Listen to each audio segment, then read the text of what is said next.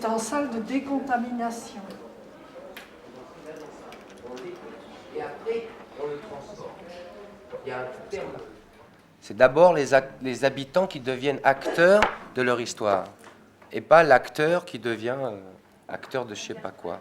Voilà. Je trouve le projet vachement beau, mais il y a quand même quelque chose qui me chiffonne par rapport à la parole partagée. J'ai l'impression que c'est des... Je fais la vilaine, hein. C'est des mots volés, réécrits et redits, en plus des mots dangereux, je trouve. Parce que c'est quand même au balcon de sa cité qu'on va livrer son intime. J'aurais trouvé plus beau qu'ils réécrivent avec vous. Là, en 2 phrases, vous avez été assez violente. Vous dites paroles volées, Bah oui, parce dangereuses. Parce je vois que, pas ce qu'il y a de dangereux. Parce que je vois des gens sur l'affectif, sur l'émotion, qui livrent des paroles, qui sont des paroles lourdes, qui sont retranscrites après par monsieur, donc c'est-à-dire un peu dénaturées, et qui permettent peut-être que la personne finalement dise, bon bah, il me l'a bien tourné, je vais le lire. Mais c'est quand même sa vie qu'il est en train de faire ensemble. C'est comme ça qu'on peut sortir des secrets de famille. Qu'est-ce qui fait que des animateurs, enfin nous, hein, moi j'en suis un, qu'est-ce qui fait qu'à un moment donné, on va avoir l'impression que c'est une prise de risque et qu'est-ce qu'on va donner comme garantie pour ne pas prendre de risques irresponsables? Qu'est-ce qui fait qu'on parle de risque en allant sur la prise de parole? Parce que les propos, c'est les gens qui les ont donnés. Alors, c'est une prise de risque, peut-être pour l'animateur, mais pour celui qui se dit aussi. C'est ça, je veux dire.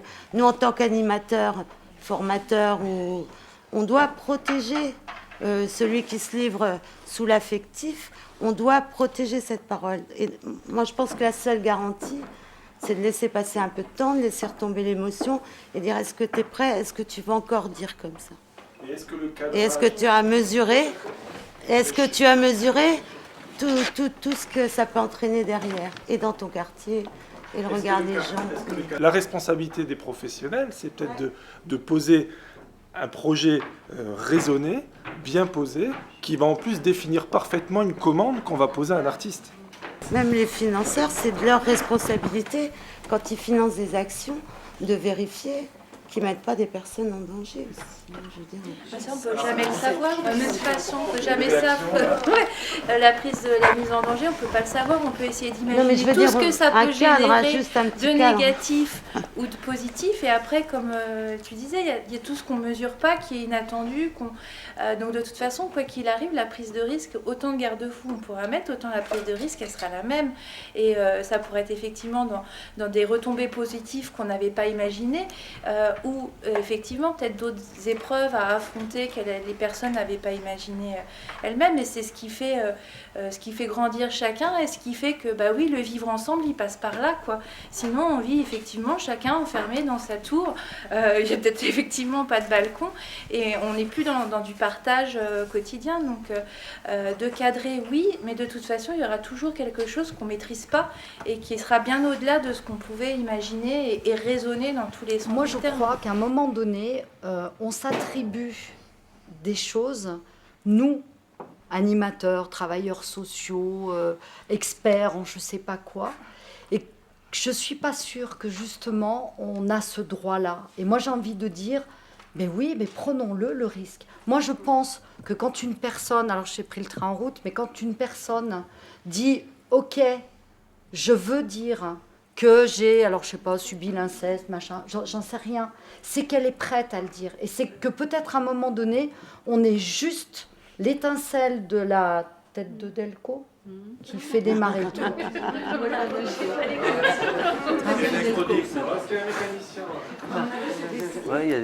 Et moi je pense, moi je suis pas d'accord avec ça. Moi je pense que justement, il faut qu'on en prenne des risques. Il faut que nous aussi, non mais il faut qu'on en prenne, y compris quand on a des personnes, comme tu disais, qui sont fragiles, qui machin.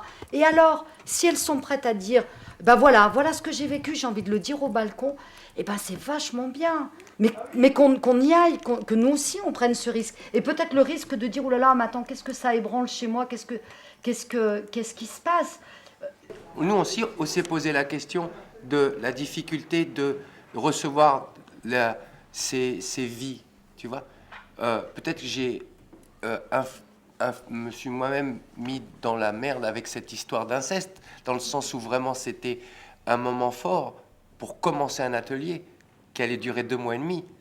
Mais on l'a fait, les 2 mois et demi. Ça que je veux dire, c'est qu'on l'a commencé comme ça. Alors, la barre, elle était là. Et après, il n'y a pas eu que ça, évidemment. Il y a eu énormément de rigolades. Il y a eu des exercices de théâtre qui ont été faits. On a découvert notre corps. On s'est amusé à chanter, à parler. Il y a eu du ludique.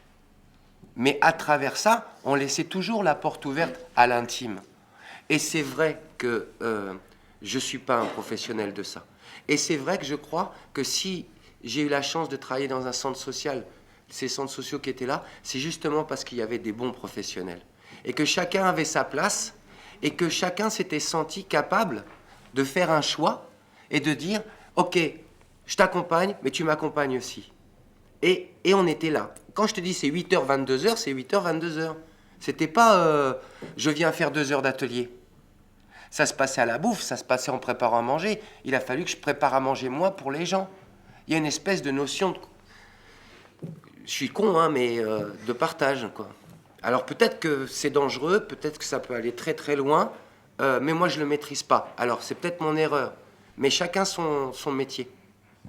Le porteur de l'action parole partagée ne doit pas filtrer ou pas quelle parole on va proposer dans le collectif, si tu veux. Je pense qu'il a une intention sur un territoire de faire en sorte que les gens s'expriment. Pour y arriver, il va faire appel à un déclencheur qui peut être le projet culturel ou un autre. Et après, c'est l'habitant qui est responsable du contenu de ses propos dans ce projet. Voilà. Ni l'artiste, ni l'animateur? Non. Non, l'animateur, il est responsable de la lisibilité de l'intention du projet envers les habitants. Qu'est-ce qu'il veut déclencher? À quoi va servir ce projet sur le territoire? L'artiste va être responsable de l'esthétique et de la façon de faciliter l'expression des habitants. L'habitant s'inscrit, s'il le veut, et de la manière dont il le souhaite. Et il va proposer ses propos à ce projet collectif. Et il en reste responsable. En fait, c'est là qu'il gagne sa liberté. En fait. C'est là qu'il s'inscrit, oui, qu'il s'inscrit pleinement dans quelque chose. Il participe à un projet collectif. Donc il gagne sa liberté, effectivement. Et tout ça ne peut tenir que si, du début de l'idée du projet jusqu'à la présentation du spectacle, ça reste un projet partagé entre le porteur de l'action, l'intervenant qui peut être un artiste, et l'habitant qui y participe. Il faut que le contrat reste tenu entre ces 3 personnes jusqu'à la fin. Mais l'un n'est pas responsable de l'autre. Sinon, ça ne marche pas. C'est pas possible. Pour moi, la parole partagée, si tu veux, c'est un peu comme l'oxygène nécessaire dans le sang. Voilà.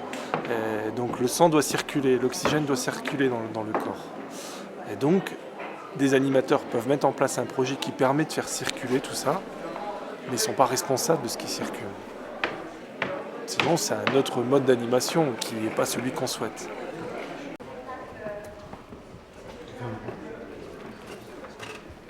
Oui. Donc ici, la question qui est posée, c'est le risque que représente la parole partagée, c'est-à-dire surtout le passage de cette parole à l'espace public. Donc des gens s'expriment entre eux sur leur vécu, voire des vécus intimes, en tout cas des vécus professionnels durs, des vécus révoltants, et puis tout d'un coup, il y a un passage à l'espace public parce que des artistes mettent en scène, ou simplement parce qu'il y a diffusion de cette parole, si j'ai bien compris. Et c'est ce passage à l'espace public qui interroge beaucoup le groupe. Qu'est-ce qu'on fait courir comme risque aux gens? Est-ce que c'est pas abusif? Est-ce qu'on ne va pas quelque part les utiliser? D'autant que la médiatisation du tort subi par la TV, les débats, c'est quand même très répandu. Donc qu'est-ce qui fait que réellement, nous, on fait un travail déontologique, un travail d'éducation populaire et un travail légitime. Il est où le travail qui t'a fait alors, là? Oui. Et donc, en fait, moi, je crois que la garantie, mais ça a été dit, et c'est aussi ce que je défends, c'est les processus que tu mets en place dans le groupe avec lequel tu travailles, toujours laisser le choix, faire quelque chose de progressif ou qui solidarise petit à petit les personnes, qui ne mettent pas un individu tout seul en avant, qui soit bien une parole collective, le passage du jeu au nous, tout ça, c'est un processus long qui doit être très bien garanti pour éviter de projeter une parole toute seule, comme ça, sous les sunlight, les feux de la rampe, avec alors l'effet de consommation ou même de risque et le fait que les gens risquent même leur carrière, leur vie, leur peau. Voilà.